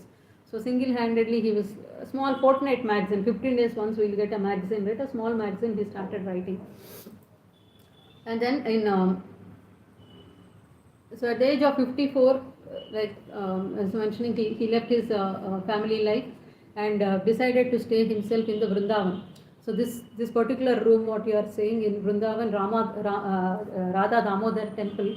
In Radha Damodar temple, even if we go today to Vrindavan, you can see this Prabhupada's room. So very small room. He used to sit in that room, and from that window he used to see Rupa Goswami. One of the Goswamis we pray, no? So Rupa Goswami Samadhi, he used to see it and constantly meditate. Like, when will I get an opportunity to fulfill my Guru's instruction? I am not able to do that. So he used to constantly sometimes cry and meditate on that. And during that time he used to do writings also. He used to translate Bhagavad Gita, Bhagavatam in English. So and during this time only he started working on his masterpiece, Srimad Bhagavatam. He started translating that. And in September 17, 1959, he accepted Sannyasa Diksha. From there he was given the name as A.C. Bhakti Vedanta Swami Prabhupada. So Abhay Charan now became A.C. Bhakti Vedanta Swami Prabhupada. So his he's deeply contemplating now how to spread that message to the Western world. So he wrote in 1964, and whatever volumes of work Bhagavatam he has done, he has shown it to very famous personalities of during that time, like Lal Bahadur Shastri. If you see, Lal Bahadur Shastri has applauded him and recommended him. He praised about the work he has done. The whole language which was there, the Bhagavatam in Sanskrit, he has translated into English, and then that book is very much impressed. Lal Bahadur Shastri impressed that, and he said that please put all these books in the libraries of Indian libraries. So, but then nobody was really trying to help him to help in his missions to fulfill the Guru's instruction. So, although he approached many famous personalities like prime ministers, presidents of during that time, Jawaharlal Nehru, all this, they did not really care much for that. So, he struggled a lot, and then he used to approach anybody he feels that he can help him. So there was this one lady called Sumati Murarji. She was a Gujarati lady, and they have this cargo ship business. So where they would actually transport the cargo luggage from here to the Western country. So he used to approach her and ask for a free ticket. Just pass me a free ticket, give me so that I would travel to Western countries. He used to explain instruction. In initial days she never gave response or time to him, thinking that somebody. He's used to wait in her office for days, hours, and then her assistant would come and say, some old man is there who is waiting for you. She says that let him wait, and then he patiently waited for many days. And then she is not a bad lady actually. She is a great supporter. Later point of time, she actually sponsored from Prabhupada's Srimad Bhagavatam. Her only concern was he is almost 70 years. Now at this age he is 70 years. What if he happens? If he goes on the ship and something unfortunate thing happens to him, why he can nicely sit in Vrindavan and then do his things whatever he can in Vrindavan. That her concern was that, but Prabhupada was actually so persistent that now she's not giving time to me. I should somehow meet her.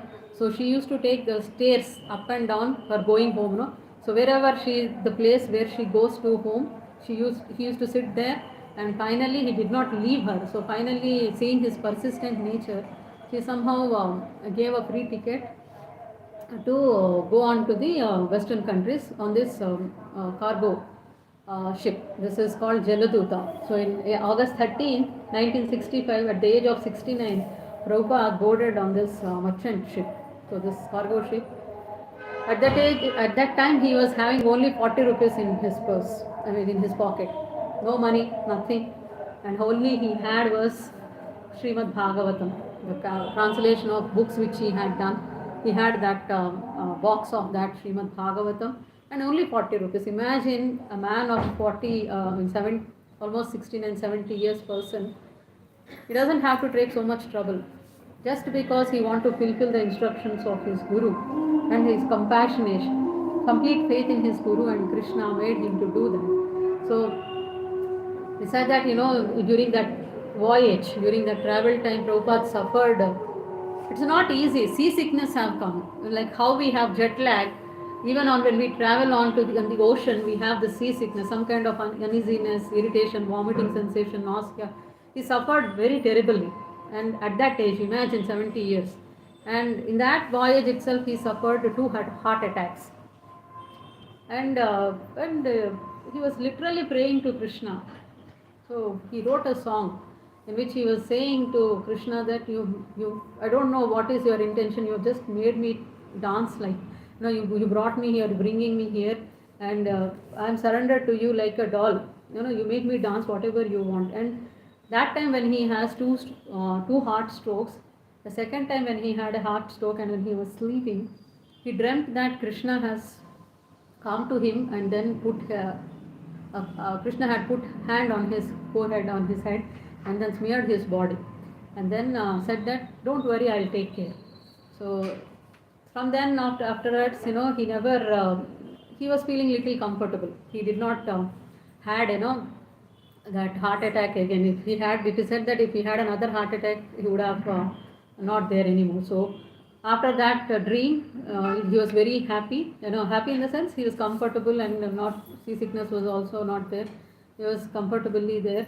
And then finally he went on 17th September 1965. He reached to Boston. And after arriving there, he was actually seeing that, and again he, understand that no direction, nothing, nobody is there.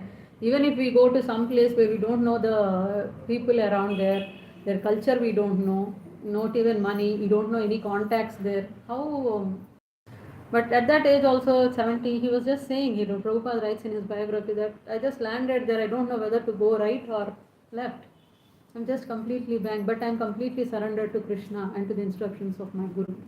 So after 1 year of struggling, he spread messages. Gradually, people there were attracted to Prabhupada's simplicity, Prabhupada's bhakti, Prabhupada's devotion. They got attracted, and Prabhupada inspired many of the people there. So, and in next 12 years, coming the next 12 years, he would actually circle the entire world for 14 times and constructed beautiful 108 temples in the whole world. And he actually showed India to whole world. He gave this Vedic wisdom to the entire world. And then he has initiated, later point of time, he introduced the India to whole world. And then he gave many initiations, helped many of them to in their spiritual journey.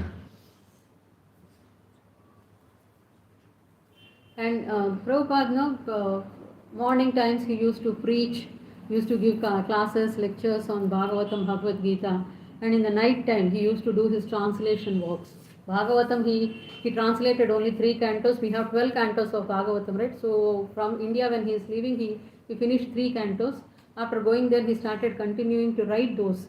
So he has translated many books, So ISKCON today actually distributed 50 crores of Vedic literature throughout the world, like Bhagavatam, Bhagavad Gita, Chaitanya Charitamrita. So many books which even you see this Prabhupada was actually, even at his deathbed also he was following. He was so much inspired to fulfill his Guru's instruction. He was actually giving on his deathbed the translation for Srimad Bhagavatam. So he's a big talk he's speaking and they're recording, and from there they are translating it out. So that was the Prabhupada's contribution for ISKCON. So here are some brief contributions for Prabhupada's, what he has done. He has wrote more than 80 volumes of book. He travelled all around the world 12 times, 14 times in 12 years. Just to spread the Krishna consciousness, to give the message of Krishna. So established 108 place temples, Gurukul and farm community, initiated 5,000 disciples all over the world. And all he did in between the age of 70 to 82. So all these 70 years, he just meditated. It's not that he did not try. He tried literally hard in India to preach the message of Krishna. But people in India were very reluctant because they have half knowledge. We know if somebody says, even now if we say something about Bhagavad Gita or Bhagavatam, people first say, I know Ramayana, I know Mahabharata. So people are not ready to listen. And he literally tried also to spread across. But his Guru Maharaj's instruction was spread this message to Western countries. Distribute as many books as you can in the English speaking world. So that instruction the whole life was preparation. Whole life he was meditated on that. He was doing preparation to fulfill that Guru Maharaj's instruction. And see, what the kind of, we can learn from Prabhupada is like how serious, how strong he was committed to his Guru's instruction. So, a big Haribol to Srila Prabhupada. Haribol. So, practical tips of the day. Before going to practical tips of the day, I'll just go to story time again. Are we running out of time? Or we do have 10-15 minutes, 10. So today being Shivaratri, so we are discussing in the story time, we are discussing the pastimes of Krishna in Vrindavan, right? So today being Shivaratri, we'll see what pastime Krishna did with Lord Shiva. Okay, so when it is known that Krishna and Radha are coming onto this Bhulok or this worldly planet in Vrindavan, and they are going to do pastimes in Vrindavan. So Lord Brahma decided that he had a desire that he should get the blessings of Radharani. He wanted that Radha should be playing with him, Radharani should be with him. So with that desire, what he did was he became 4 hills in Barsana. Radharani's place is Barsana in Vrindavan, nearby Vrindavan, place called Barsana, where Lord Brahma had become 4 hills. And Lord Vishnu had become Govardhan, so that Govardhan, Krishna would do pastimes on Govardhan hill. So seeing these both two, Lord Shiva also got inspired, and he also wanted that I want to see this Balya Leela, the small boy pastimes of Krishna. So in order to do that, these two people have taken these 2 hills form. Let me also take a hill form, and then he became a Nandishwar Parvat in Nandgaon, where Krishna, Nanda Maharaj used to be there. So he took as a Parvat or a mountain form in Nandishwar and became a Nandishwar Parvat. And not only that, he actually, when Krishna was born, he actually wanted to take darshan of the Lord and get the dust of the lotus feet of Lord. So he had this desire that I should at least get blessings. I should see that Balagopal form and get blessed from that little lotus feet of Lord.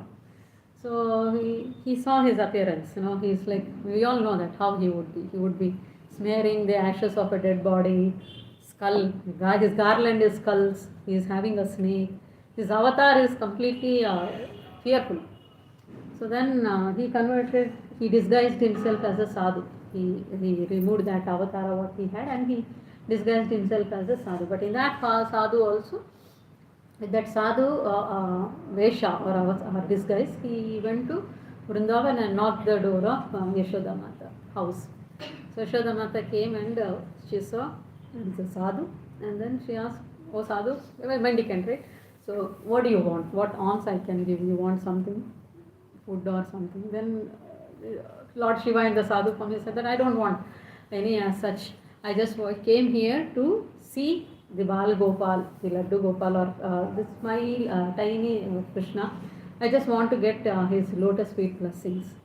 So Yashoda Mata got really doubt, and she encountered so many demons, coming to Krishna and trying to kill him. She already encountered Putana, she already saw Trunavrata, and Kamsa sending all of these demons. So she is very skeptical. She did not allow, maybe he is also coming in a disguise, and you would have sent by Kamsa. So she did not say, no, nothing saying. And it is also, very weird, right? It's somebody coming and knocking door, I want to see your baby boy. Something very uncommon. Nobody would knock the door and say that in a sadhu, I want to see your son. So even in our house also it happens, we don't allow that. So Yashoda Mata was also very skeptical, and she said, no, nothing doing, you just go. And she shuts the door. So Lord Shiva feels very much disheartened. He feels very morose. And then he comes down the hill, and then he sits there and deeply meditates on Lord Krishna and cries profusely. I could not able to take darshan of Lord. So then the moment when Krishna realizes that his great devotee, Vaishnavanam Yatasham, so in the first slide we missed to read that. In Bhagavatam it is said that Nimnanti Ganga. So of all the rivers, Ganga is the topmost. Of all the scriptures, Srimad Bhagavatam is the topmost. And of all the Vaishnavas, Lord Shiva is the topmost. So when he saw that Lord Shiva is morose and disheartened, Lord Krishna also could not take it. And in a small baby, he started crying. Literally, he started crying to peak of his roof. Then he started crying. Mother Yashoda was very, confused. Like, what happened? Is my Lala is feeling hungry? She started feeding him. Then also he did not stop. He was something is happening. Is he feeling sleepy? She tried to put him to sleep. Then also he did not stop. She did what all she could do to stop the crying of Lord Krishna. But then he's not stopping. He's screaming, crying to the top. And then all the gopis who were there surrounded by asked why Krishna is crying like that. What happened? So she narrated all this. So and so sadhu came, and then he said like he want to see, and I just closed off him. I just sent him away and closed the door. Since then he started crying. So then those gopis were saying perhaps he wanted to see that sadhu. Why don't you? Because of that only maybe he is crying. Why don't you give a try? Why don't you go and bring that sadhu? So Mother Yashoda felt maybe this could be the reason, and she went to Lord Shiva, who is in the sadhu form, where he was deeply meditating on the Lord. And then she, with a great procession, she brought Lord Shiva, and then gave the darshan of the baby Krishna. So Lord Shiva was extremely happy seeing the baby form of the Lord, his Ishvara. So there he, after seeing it, he just touched the lotus feet of Lord Krishna, and he became so jubilant. So even today, that incident or that Rupa of Lord Shiva is worshipped as Asheshwar Mahadev. Asheshwar Mahadev in Vrindavan. So this is Asheshwar Mahadev Linga Rupa in Vrindavan. Asheshwar means Asha. Asha means what? In Sanskrit or in Hindi, it's a desire, right? Desire. Ishwar means Lord. So if you also hanker like Lord Shiva, to see Lord Krishna's perform pastimes, Krishna performs the pastimes to melt the heart of Brajavasis. When Krishna becomes a baby, Lord Shiva was praying that I just want the dust of the lotus feet of Krishna. I don't want anything. So that hankering, if one has, you will get the real blessings of Lord Krishna. So even in today, we can see this Asheshwar Mahadev. He is even worshipped in Vrindavan as Asheshwar Mahadev in Vrindavan. So that should be the mood we should carry within us. So practical tips of the day, coming back. So what we have discussed today is like, when you are approaching, when you are want to take Guru, you need to have a proper exposure, discriminative knowledge, sufficient knowledge you should be having who could help you in your spiritual journey. And always should be, when we are in suffering or when we are in a confusion state, we should accept that we need an external help and that a Guru can give. And when you are approaching a Guru, we also discussed about qualities of a disciple, how a disciple should be there. He should be surrendering to Guru, he should be having a submissive inquiry and do service to the Guru. So, and we also discussed about the lineage, the Parampara, Sampradaya, from where we have to get this knowledge, all that we have discussed. So Bhagavad Gita is one more important thing, like we discussed. It's not just a book, it's not just a novel that we read and throw aside. No, Bhagavad Gita is a life science. Life science is in the sense one which makes change in our life. This particular book you have to read every single day. Not only reading, you need to practice that knowledge what we have in Bhagavad Gita and implement that knowledge in our life. And how do you get that knowledge? Just by our own reading. We have so many. We have so many Google informations. Just because that so much is available in the Google, if I study that, I would get knowledge. Yeah, you can get information, you can get so much information from the net and all, but transformation will not happen. So spiritual life means transformation. Spiritual life is transformation, making your life advancement in the spiritual life. That can happen only when you approach Guru, only when you take the association of the devotees. Read Bhagavad Gita, hear Bhagavad Gita from the devotees, from the Parampara, from a Sampradaya, proper bona fide Guru. That's how you have to acquire knowledge. So Bhagavad Gita ki Jai. So yeah, again how to get this knowledge, again how can we realize this knowledge? Like every time we discuss, we have to be taking this knowledge, association of the devotees. You have to chant, you have to hear, you have to take prasadam, worship the deities. ABCD of our spiritual life. ABCD, association of the devotees. B is book reading. C is chanting. D is diet. Yep. Yes. So before we go to our chanting of Maha Mantra, do we have any questions to take up quickly, because we already exceeded our time. It's already 1:05. Any quick questions we'll take? Or any realizations, comments in this case? No questions, no realizations. Happens in only two scenarios. Either if you understand nothing, either you understand everything. If you don't understand anything, nothing to ask. If you understand everything, you don't have questions. Yes, ma'am.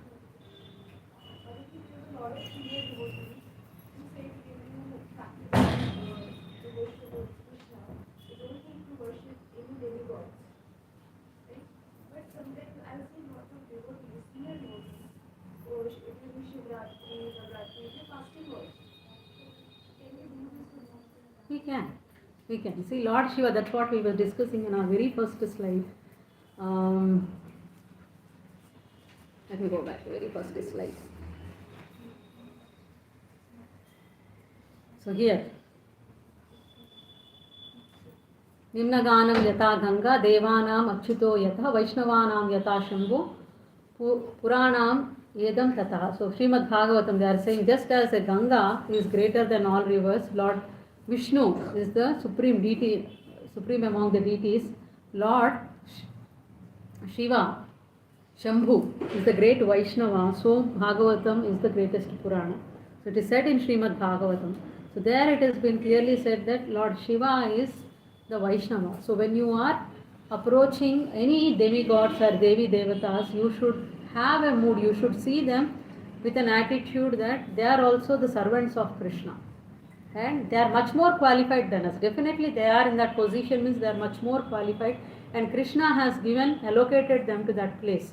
So when you are approaching Lord Shiva or doing some fasting, we discussed in this particular slide that our mood, how we should carry our mood when we are approaching the Lord Shiva. So it is that, he is always constantly meditating on the Lord Shiva.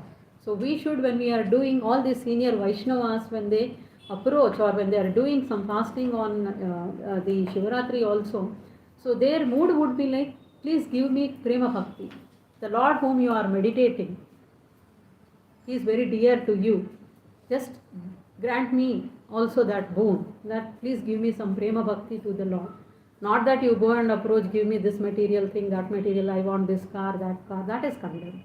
So when you see that senior Vaishnavas, see, in our parampara, all in Vaishnava paramparas, they consider Lord Vishnu or Krishna as the supreme personality of Godhead.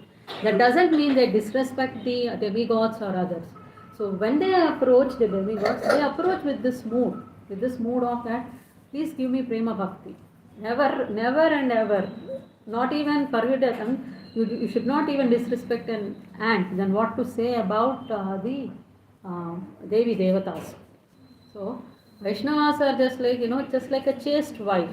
Just giving an example, not very really good thing, crude example.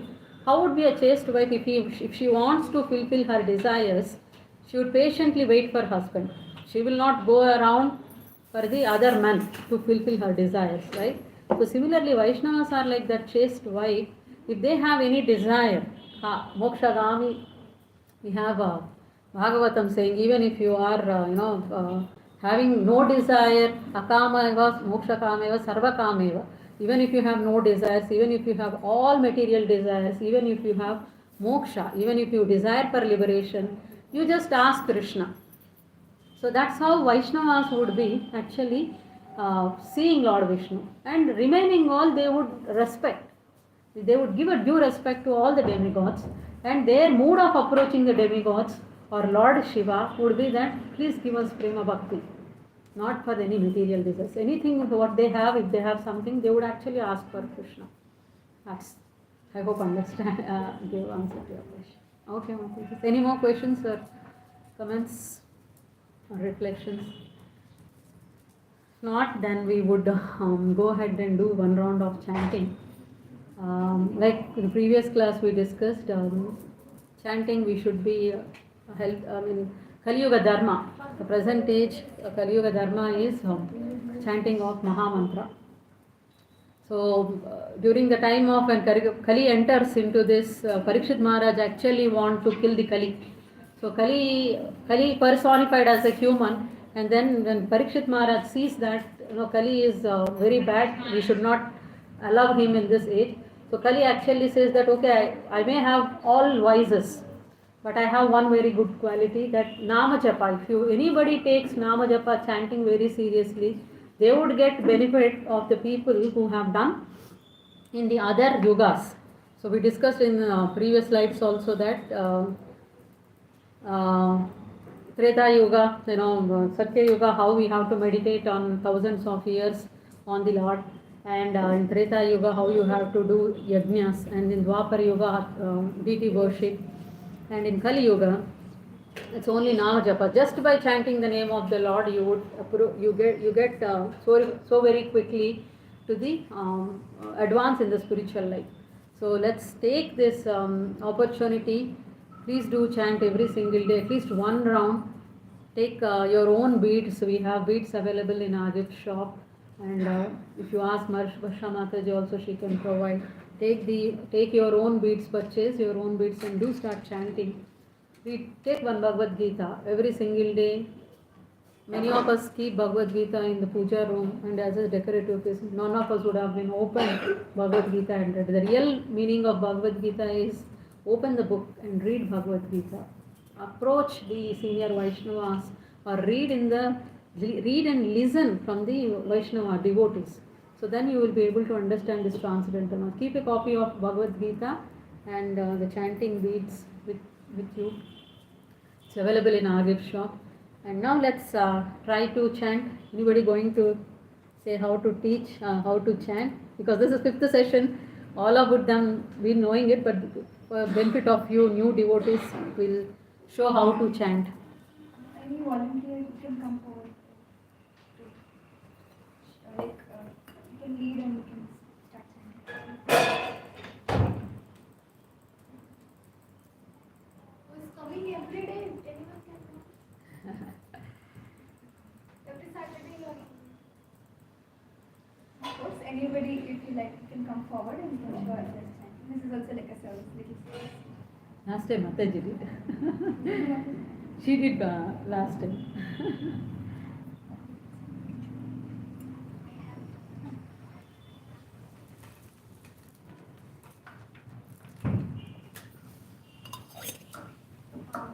Very Hare Krishna to all the devotees. So this is the beads and this is the hat bead.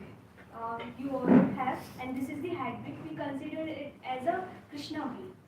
So we will chant Panch Tattva Mantra, Jai Shri Krishna Chaitanya Prabhu Nityananda, Shri Advaita Gadadhara Shivas Adi Gaura Bhakta on this bead. And from the next bead, and you don't have to touch this finger to any of the bead, okay? And you have to chant Panchatattva mantra here, and from the next bead you can chant Hare Krishna mantra. Hare Krishna, Krishna Krishna, Hare Hare, Hare Ram, Ram Ram, Hare Hare. And then you can proceed with the other beads. And one more thing, once you complete the one round, and if you like in your home you want to chant the second round, so what you can do, you should not cross the Krishna bead here, the head bead. What you can do, you have started from here, this bead, and you have to turn, like you have completed here, and you have to turn again, and you have to start from the first bead that you have started from the very first. So you can start chanting from the head bead. I'll chant Panchatattva mantra, and you can also chant along with me. Thank you, Mataji. One main thing that we have to remember is that here, first thing is that japa nourishes us and japa connects us to the Lord. So we have to chant, and whatever we chant, we have to hear. So this is how the purification of the heart happens. We don't have to meditate on anything. So like how Mataji was telling about in this Kali Yuga, the Yuga Dharma is chanting. So the exact procedure is chant loud enough for you to hear, and when you hear through the ears, the mantra enters the heart, and the purification of the heart happens. And one more recent thing, we had a small japa session, like how to improve our japa, because japa is the soul, soul substance of this movement, because it purifies us, it connects us to Krishna. So even if we are able to chant one mantra, not one mantra clearly and hear it clearly, we have to consider ourselves very fortunate, because that purifies us, that connects us to Lord so much. So with the aim of not chanting not 8 mantras, but just focus on that one mantra, chant clearly, hear clearly in a prayerful mood. Definitely we will see the difference in ourselves. So with that mood with that prayerful mood, we'll all chant one round of Hare Krishna. Thank you. Thank you, So you Mataji. can chant Panchatattva mantra with me. जय श्री कृष्ण चैतन्य, जय श्री कृष्ण चैतन्य, प्रभु नित्यानंद, श्री अद्वैत गदाधर, शिवासादि गौर भक्त वृंद, हरे कृष्णा कृष्णा